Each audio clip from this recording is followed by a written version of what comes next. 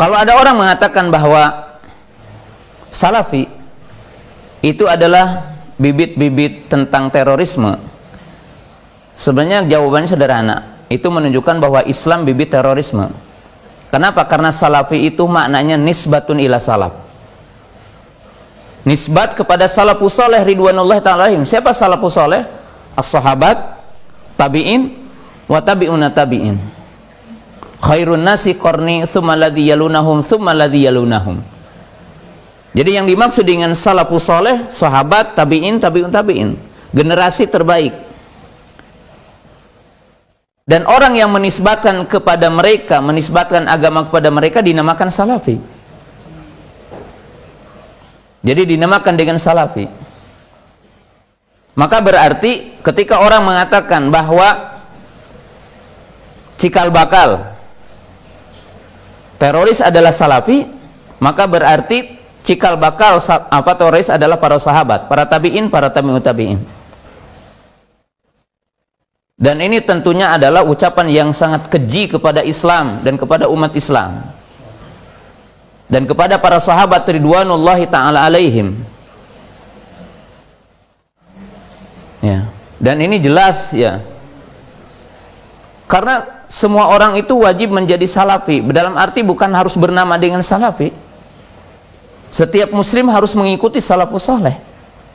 Wasabiqunal awwaluna minal muhajirin wal ansar waladina taba'ahum bi ihsan radhiyallahu anhum wa radu'an. Orang yang berorganisasi apapun harus salafi. Salafi bukan berarti seperti saya atau seperti siapa atau siapa, enggak. Yang dimaksud salafinya adalah mengikuti jejak salafus saleh, mengikuti jejak para sahabat, termasuk tidak melakukan bom bunuh diri adalah mengikuti jejak salafus saleh.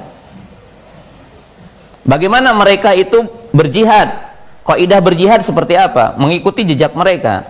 Bagaimana mendakwahkan Islam? Mengikuti jejak mereka. Siapa yang tidak mengikuti jejak mereka berarti tidak mengikuti Islam yang benar. Salat mengikuti jejak mereka, puasa mengikuti jejak mereka, berjihad mengikuti jejak mereka, berdakwah mengikuti jejak mereka. Karena manusia yang pertama melaksanakan Islam adalah para sahabat. Maka saya sering sampaikan bahwa orang yang tidak mengikuti jejak salafus saleh, tidak mengikuti jejak para ulama, itu Islamnya dari iblis laknatullah. Karena mereka adalah guru kita, mereka adalah jejak kita. Mereka adalah orang yang pertama melaksanakan Islam ini. Mereka yang mencontohkan bagaimana Islam itu didakwakan, bagaimana Islam itu diamalkan, bagaimana Islam itu disebarkan oleh mereka. Dan tidak akan sampai ke Indonesia Islam ini, dan tidak akan sampai ke dunia ini Islam tanpa kehidupan para sahabat ridwanullahi ta'ala alaihim. Dan salafi bukan berarti mengikuti Abu Qatadah atau mengikuti siapa, mengikuti syekh siapa, enggak.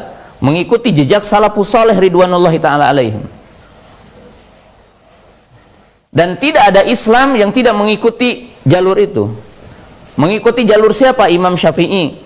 Mengikuti jalur siapa? Imam Ahmad. Mengikuti jalur siapa? Imam Malik. Mengikuti jalur siapa? Imam Abu Hanifah, Imam Auza'i, dan para ulama terdahulu.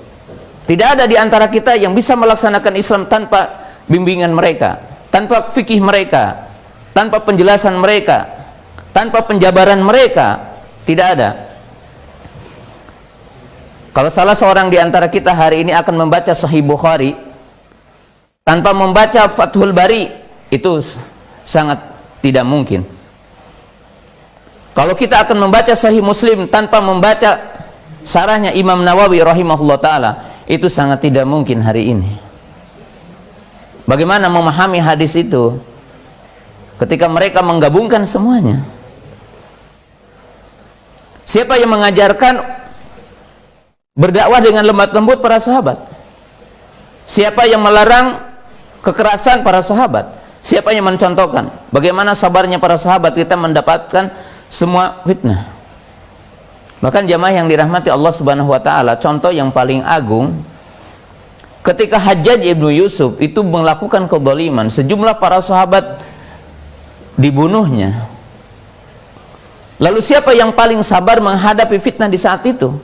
Tidak terjadi gejolak, tidak terjadi kudeta, itu karena para sahabat ridwanullahi ta'ala alaihim. Demikian juga sisi lain, kaum muslimin pemirsa yang dirahmati Allah subhanahu wa ta'ala. Siapa yang mengajarkan kita agar kita sabar menghadapi pemimpin yang zalim, agar tidak melakukan kudeta, tidak melakukan pemberontakan, bahkan tidak melakukan apa yang dinamakan dengan demonstrasi. Walaupun di negara ini dibolehkan demonstrasi, tapi dalam pandangan ahli sunnah salafi tidak ada demonstrasi. Contohnya apa? Contohnya Imam Ahmad rahimahullahu ta'ala. Ketika Imam Ahmad itu dipenjara, didera, dipukul, bahkan dikatakan saking kerasnya pukulannya sampai lepas tangannya. Kemudian cemeti yang dipakai memukul Imam Ahmad itu kalau dipukulkan kepada seekor gajah, gajahnya akan terbirit-birit, saking begitu dahsyatnya. Tapi Imam Ahmad rahimahullah telah diceritakan ribuan manusia dan tidak bisa dihitung menunggu secari kertas dari Imam Ahmad rahimahullah ta'ala untuk melakukan kudeta di saat itu. Tapi apa kata Imam Ahmad rahimahullah ta'ala? Kalian dalam mengikuti jejak salafus salih ridwanullahi ta'ala alaihim, di mana mereka sabar atas setiap ujian. Isbiru hatta talqauni fi haudi, sabarlah kalian sehingga kalian mengikuti jejakku di haudku. Jadi sabar kepada pemimpin yang zalim, yang tidak dinyatakan keluar dari Islam, maka itu akan diberi pahala, yaitu untuk mendapatkan haudnya Nabi SAW, yang luasnya sejauh perjalanan 1 bulan, yang lebarnya sejauh perjalanan 1 bulan, yang airnya lebih manis dari madu dan lebih putih dari susu. Siapa yang meminumnya tidak akan haus selamanya, yang gayung-gayungnya, cerek-cereknya adalah mutiara-mutiara dari surga.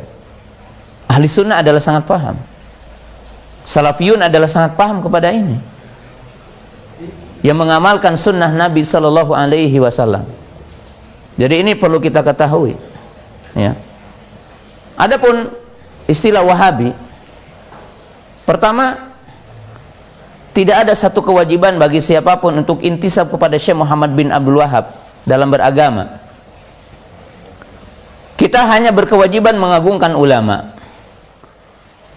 Kita diwajibkan hanya untuk takzim kepada ulama, dan kita tidak perlu intisab kepada salah satu di antara mereka tentang agama. Intisab hanya kepada Islam, intisab hanya kepada sunnah Nabi Sallallahu Alaihi Wasallam. Selama saya belajar di berbagai tempat, tidak ada satu orang ulama pun yang menyuruh Anda harus bermadhab Wahabi, Anda harus bermadhab Syekh Muhammad bin Abdul Wahab, tidak ada. Walaupun saya secara pribadi membaca, mungkin dikatakan 90% kitabnya Syekh Muhammad bin Abdul Wahab, dan tidak ada satu kalimat pun dari kalimat Syekh Muhammad bin Abdul Wahab yang membenarkan tentang terorisme, yang membenarkan tentang apa yang dinamakan dengan radikalisme, tidak ada. Tapi kalau berbicara ini syirik, ini bertentangan, ini itu hukum syariat. Kafir syirik adalah hukum Allah, bukan hukum Syekh Muhammad bin Abdul Wahab, bukan ucapan yang dituduh orang salaf, enggak. Al-kafiru ma kafarallahu Allah wa rasuluhu. Kafir adalah yang dikafirkan Allah dan Rasulnya. Dikatakan haram apa yang diharamkan Allah dan Rasulnya. Ya, semuanya adalah kembali kepada dalil dan Quran. Kemudian kalimat yang terakhir, kaum muslimin pemirsa yang dirahmati Allah Ta'ala, saya merasa yakin dan berdasarkan penelitian, tidak ada di dunia yang paling berhasil, ya, memberantas tentang terorisme secanggih Saudi Arabia. Saya bersumpah, ya, di situ. Jadi kalau dikatakan Wahabi nisbat kepada Syekh Muhammad bin Abdul Wahab, ya, dan orang-orang yang mungkin dituduh dengan istilah Wahabi, kita bisa meneliti. Lihat fatwa Lajnah Daimah, lihat ulama Saudi, dari kita tahu Syekh bin Baz dan seluruh ulama, dan telah dibukukan dengan buku-buku yang begitu banyak. Jadi kalau dikatakan Syekh Muhammad bin Abdul Wahab ataupun orang yang dikatakan Wahabi, itu adalah merupakan cikal bakal dari terorisme atau radikalisme dalam arti kekerasan yang ada hari ini, maka itu sangat bertentangan dengan waqi. Karena sepengalaman saya, Indonesia, maaf ya, saya mencintai Indonesia dan saya mencintai ulama Indonesia dan saya mencintai pemerintah Indonesia.